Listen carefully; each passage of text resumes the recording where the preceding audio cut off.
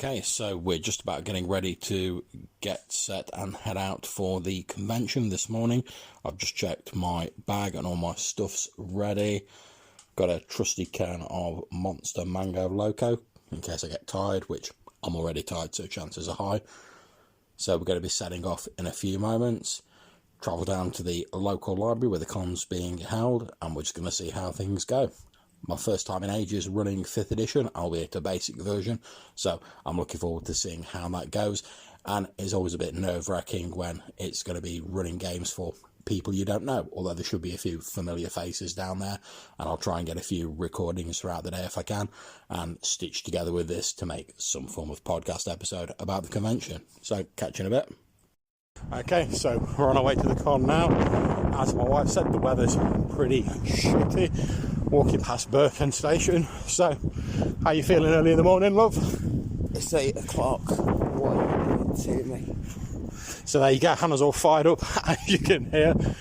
Seriously, no, she's helping me out a lot by coming down and assisting with setup and stuff on one of her rare weekend days off. So that's very much appreciated, sweetie. And we'll pick up when we get there. Catch you in a bit. Okay, so we've made it to the Burton Library. We've just finished setting up, got a couple of tables, got all the various assorted, meticulously handcrafted maps and stuff. And when I say meticulously handcrafted, I mean drawn by me with a Sharpie, sort of a couple of days ago. But I do have Pete Jones of Dragons Are Real down here, and a fellow Purple Worm podcast co-host. So how are you doing this morning then, Pete? I'm fine, thank you, John. So we're just sort of like waiting to see who's going to turn up now. We've got Bruce over there setting up his Master Maze stuff. You'll have to shout up, Bruce, it's audio only. How you doing? All right? Hello. So, how much did that that sort of maze scenery set you back then, Bruce? It's all 3D printed. Oh, nice. So it's time rather than money with 3D printers, that's what I tell people. It's hard to sort of cost up, but an individual tile is about 15 pence Okay. in terms of materials and electricity. There's probably 200 individual tiles there. Yeah. 3 to 4 hours for printing per tile, so hundreds and hundreds of hours of printing. The painting is all a massive cheat. It's all Dry brushed. Yeah. but it's fun, and I run probably 95% of my RPGs here at the moment. But every now and then, it's nice to put together a set. Yeah, it's a nice visual spectacle, isn't it? And it's a bit cheaper than Dwarven Forge as well.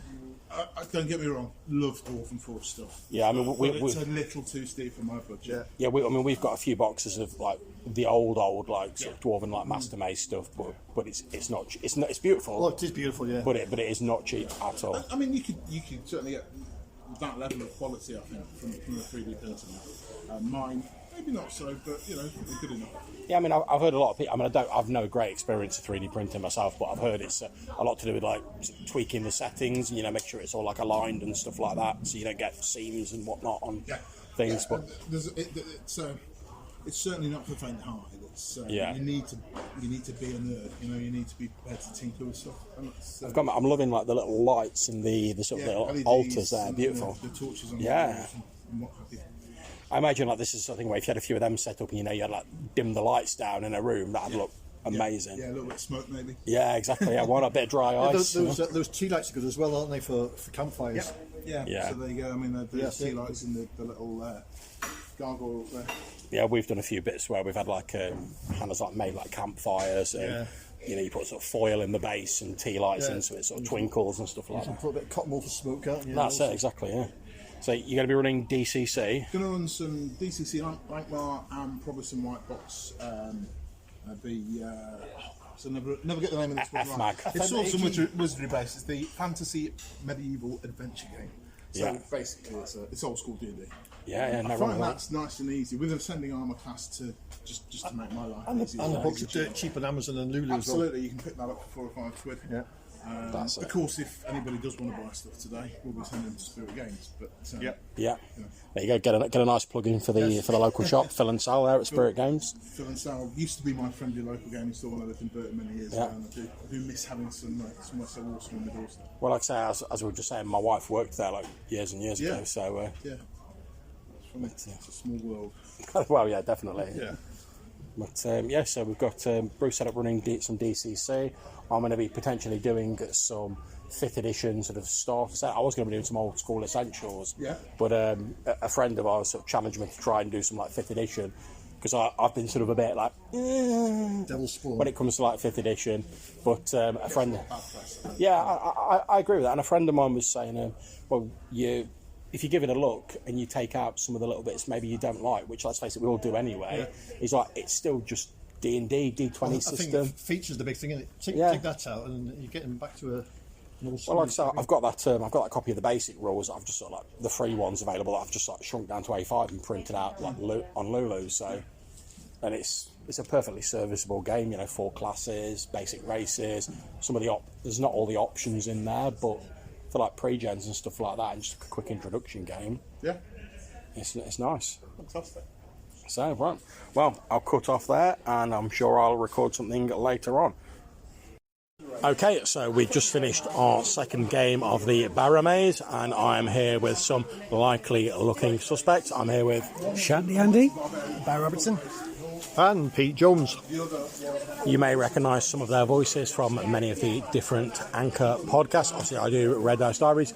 Pete does Dragons Are Real. And you do... Unguarded Trevor. Unguarded Trevor, that's it. And Shadow of the DM. And Shadow of the DM, yeah.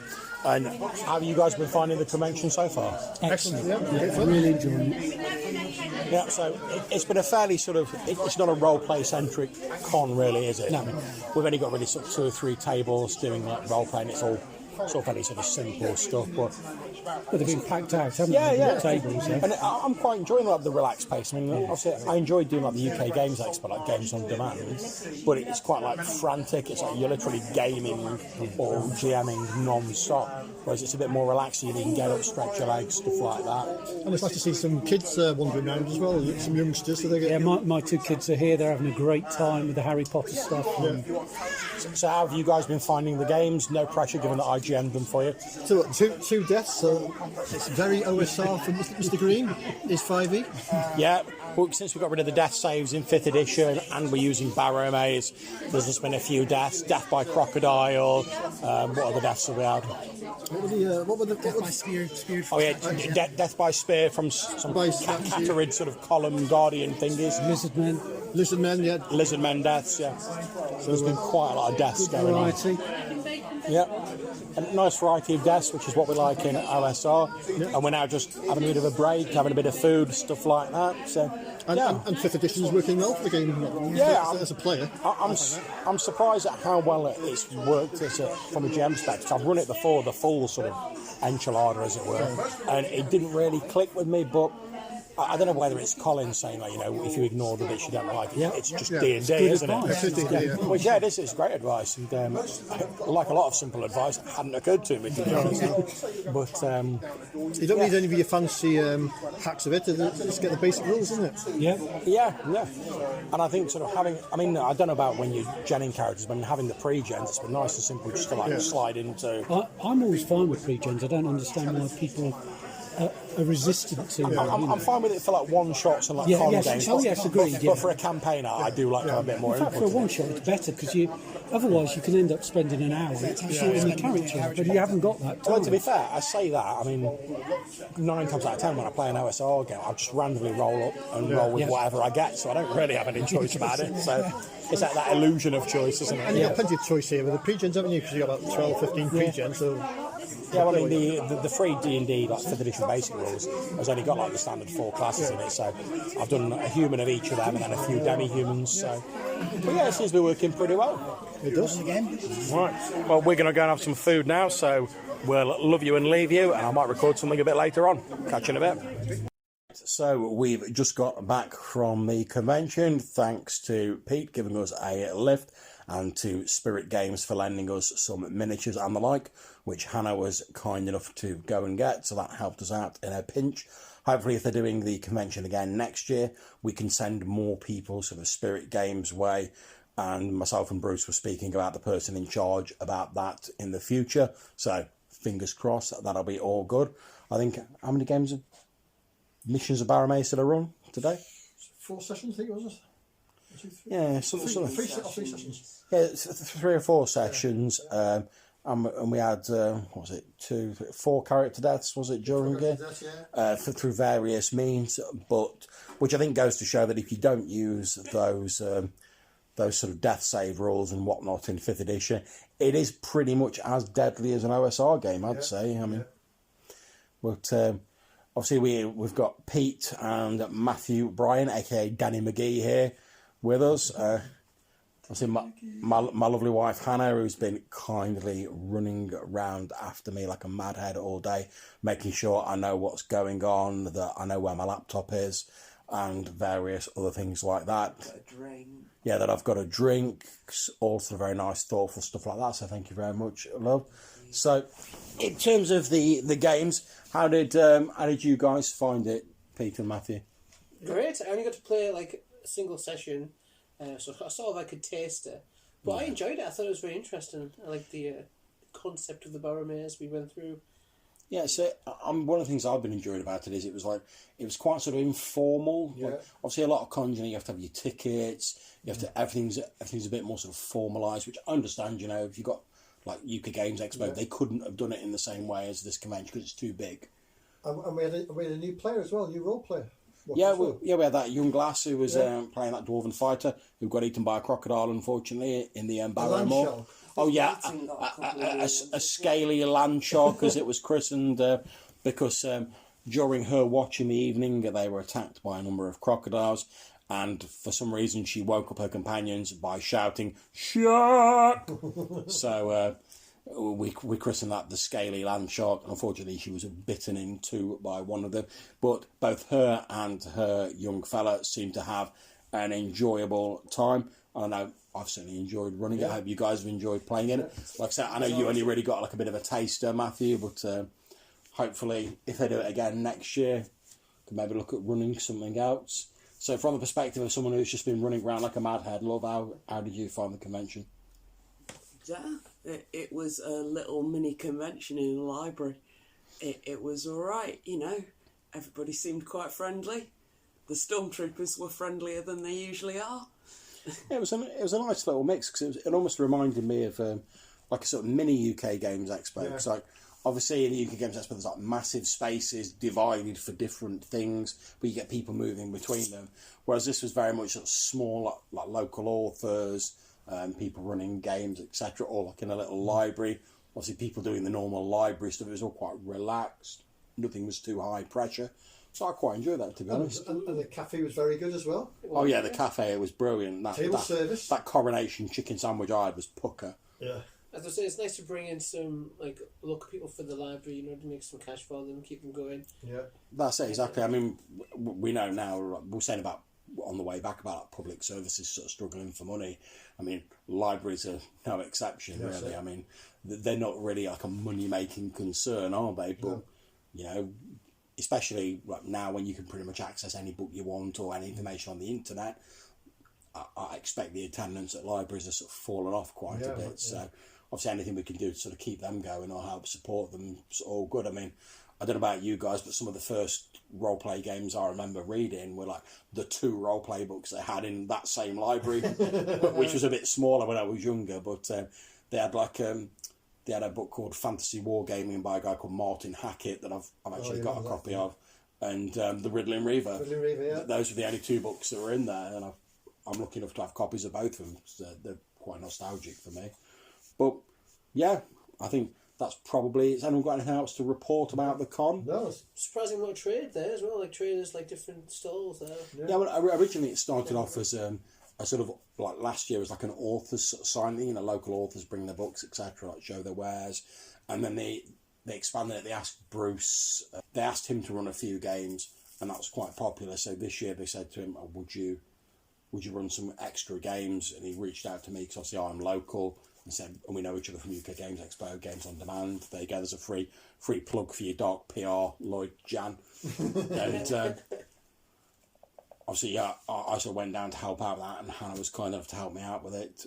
But it originally started off, like I say, an author's sort of thing, rather than an actual like gaming convention. And I think as they've sort of done it this time, they've added on like the craft elements and stuff like that, which is nice to see. You know, I mean, one hand washes the other, doesn't it? Can you take a copy of each of your books down with you? Well, like 2 of them. my vast plethora of authorial talent. That's twice as many as at least one of the people that was down there signing books. Oh, wow. But I've only got behind the walls, haven't I? Great London. There was the Monsters thing, and I know you've not done many books entirely on your own, but you've contributed to many. That's because I'm scared of the dark and I don't like to be on my own.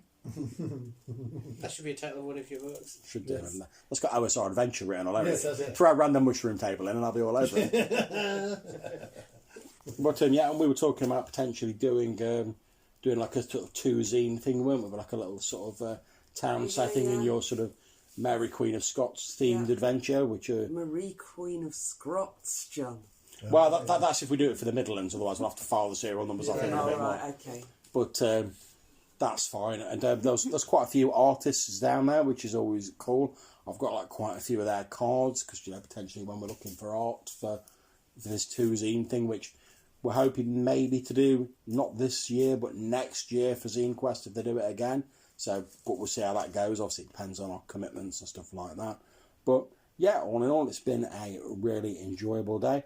And that's pretty much my Red Dice Diaries red hot report for this convention. So, I thought I'd make you laugh, Pete. So, we will all hopefully see you soon. So, Red Dice Hot take care. Red Dice Hot Take, that's right. Right, take it easy, guys. We'll catch you soon. Okay, so we're recording. This is myself and Matthew Ryan, aka Danny McGee, sat in the lovely environs of the Costa Coffee in Burton. Both being the park animals we are, we're settling in to enjoy some flapjacks and a couple of lattes. It's Sunday. It's the day after the Burton Sci-Fi and Fantasy Con, where I attended.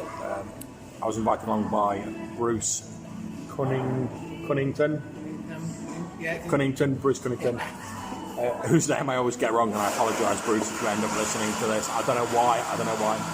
But DCC Bruce invited me along to run some games, and after being challenged by Colin Green, I ran some 5th edition basic starter stuff using Barrowmaze, which seemed to go pretty well. You played in one of the games, didn't you, Matthew? I very much enjoyed it, John. Thank you very much for running it. No problems. We had Pete Jones down from Dragons Are Real podcast, my fellow co-host of Purple Worm, along with Colin Spikepit and Dave Aldridge. And it was nice to actually meet Pete in person again. We've only met once before. We had a couple of other anchorites, so Shandy Andy and Barry come down. So nice to meet some of those people. And we also had a smattering of other people, and including one young woman who'd not played D&D or any roleplay games before, but really got into it and sort of embraced the spirit of what it was about. Well played for the very first time. Indeed, which was great to see, and she really seemed to enjoy that. We had just 5 character fatalities during it. I was there for one. Yeah. yeah. And that was. I put some house rules in where basically, partly for speed, because I wanted it to be a rolling game with a number of different sessions. So it was only a 1-day con with sort of slightly limited time. I ended up doing 3 sort of 2-hour sessions, but I made the rule that if you hit 0 hit points, you are brown bread. There was no 80 million death saves or anything like that you got to make to avoid it. So the sort of casualty and danger level was, I think, probably more in line with the sort of OSR style of game. Yeah, lethal. Yeah. But smart choices usually mean you're alright. Yeah, I mean, I was, although I've got the OSR version of Barrowmaze, I actually have the PDF version of the 5th edition, so I was using the 5th edition stats and everything that went along with that. But was the book you had, was that the actual OSR? That was the OSR version, yeah. I had a printed copy of the OSR version because I thought, well, that's got all the random tables in and they're going to... maps and everything you need. Yeah, exactly, makes yeah. sense. But I printed out the 5th edition monster section from my PDF, so I had that with me as well, just so I could do all the monster stats and not have to recalculate things on the fly. So that was pretty cool. And yeah, it seemed to go pretty well. As you say, I think though, like I say, smart to the character action could avoid some of the dangers. Like in the game when you and Pete playing the bit where you were attacked by those sort of like frenzy, like zombies charging towards you after you'd lowered yourself down like a hole into the chamber. And you pretty much went, well, you said, oh, they're probably not smart enough to use a rope themselves. Let's get back on the rope. And I would just sit there with my crossbow and shoot at them until they die. And at that point, I was like, well, I'm not even going to ask you to make a roll for that because you're out of danger. They're all still trying to scrabble at the bottom of this rope. They can't use a rope. It's an effective strategy. Yeah. So I was just like, right, after a few minutes, you have killed them. And just with that one action, you basically went, that scene is dealt with. We don't have to worry about it. No more hit points lost. No nothing. Dealt with. And that, I mean, I've said this a number of times. That's one of the things I like about sort of OSR mentality. It's the idea of like partly the game's a bit sort of like a puzzle, you know, where you're trying to work because you know you can't just beast into every situation and rely on your abilities to just smash your way through it with raw power. You have to be a bit canny with it. Yeah. You have to be a bit sort of on the sly side with it, which I quite like. You have to think your way around the problem, right? Usually brute force won't work. Yeah, exactly. Yeah. Because that's how I ended up, unfortunately, shuffling off this mortal coil was when we kind of got cornered and we had to just fight our way out. Yeah. And I wasn't able to take the skeletons down in time. Well, that's. I mean, I've played in a couple of like 5th edition games, and even when I'm low level, I know the power differential between that and OSR isn't quite so pronounced at low level. But even like 1st to 3rd level, when you're playing like a mage or whatever, a lot of the times you can still romp into a combat, fling a few spells, and you're probably going to be all right, unless it all goes really deep on. Even if you get knocked down, you've got all the death saves, one of your companions will probably get to you, you'll probably be alright. And it breeds a sort of a false sense of confidence, to the point where when you do die in like normal 5th edition, you're almost like, oh, how did that happen? It's so unexpected. Yeah. Whereas when I've played OSR games, I get into a combat, instantly I'm like, right, I know I'm quite fragile, so I'm looking for cover, I'm looking for a way to take advantage of what's going on. Excuse the noise, like I say, in a coffee place and they're grinding those magic beans. Or brewing coffee, I don't know the exact terminology. I'm not a massive coffee aficionado. I know I like it ground and I like it strong, that's all I know about the coffee. And in a mug. Yeah, and in a mug. They've served it in like weird like glass things, which are actually quite nice, but it's freaking me out a bit drinking coffee out. I'm not going to lie. John feels fancy. I do. I feel like I'm betraying my working class roots. But yeah, I think overall the convention went really well. A little bit tired this morning, but that's mainly because we stayed up watching out The Colour Out of Space with Nicolas Cage in, which surprisingly I really enjoyed, and I think if you don't take it too seriously, it's a very good movie. If you like B-monster, like B-movie monsters, like sort of weird sort of mythos vibes, and if you want to see a surprisingly toned down performance from old Nicky Cage, at least initially, up until the point where he starts going mental, as is the fatal All Cthulhu antagonist, where he starts going mental and he just starts becoming more and more like the normal Nick Cage as the film goes on. But because you see him like a normal guy, it actually works really well. He's like really well cast in that movie. So yeah, a bit tired. We just wanted to record this last bit of audio. So the day after, just to say it again, really enjoyed the convention. Great to see everybody. Great to have Matthew down. Obviously like Pete down. Great to be down. Thanks, John, for having me. No problems. You're more than welcome. And hopefully, I might run some 5th edition in the future. Yeah, with a few with a few adaptations, because I really did enjoy the basic rules. I'm not going to lie. And I found once I've removed the few bits I didn't like, and I'm not saying that like, I know there's a bit of a discussion this morning about it on the Discord sort of audio dungeon server, where people were saying, oh, what do you mean like D&D 5th edition doesn't get any love? I'm not saying that 5th edition doesn't get any love. 5th edition gets loads of love. It's probably one of the most commercially widespread and possibly successful versions of D&D, certainly in recent years. And let's face it has unzipped its trousers and whizzed all over the profits of 4th edition, which, to be honest, I quite liked, but I know commercially it was a bit of a flop. But after I'd removed the bits that I didn't like, I actually found that, as Spike was saying, it's still D&D. It's just D&D, and I really enjoyed it. So I think I may be running that. I mean, Woxie have lured me back with that shiny limited edition Eberron alternate cover book that I've got, and I do love Eberron. I've done ever since 3.5 days, and I've got all the books for that. So I'm already starting to think, like, oh, maybe I've fallen prey to my normal delusion, which I'm like, maybe I could fit an extra game in, you know. So maybe if I petition the government to add an extra day to the week, 7 days in a week. I'm only running games on like 6 of them. I have that extra day. I can manage 9 days a week to run games, but yeah, I'm thinking maybe at some point in the future I would really love to run an Eberron game. I love the setting. I think it's fantastic. I love the dragon marks. I love and I was saying this to Pete before he left earlier on. I love the fact that it's quite a high magic setting. So you've got like elemental airships, you've got like the lightning rail, you've got stuff like you've got the dragon marks, you've got a whole class of sort of like working mages, or I think called mage rights, if I remember correctly. But despite all of that magic, it doesn't feel like your stereotypical like high fantasies game. It's not like everyone's like riding around on like Pegasi and like griffins and any sort of like courtly, knightly flamboyance. It still feels like quite gritty and almost sort of.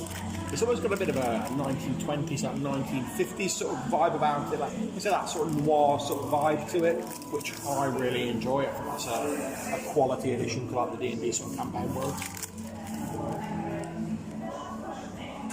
I like this incorporated pieces of technology into the setting. Yeah, but I like the fact it's done in a sensible way. So I've often heard people saying, "Oh, high magic," and they're like, "Oh, well, why doesn't everyone just do everything with magic?"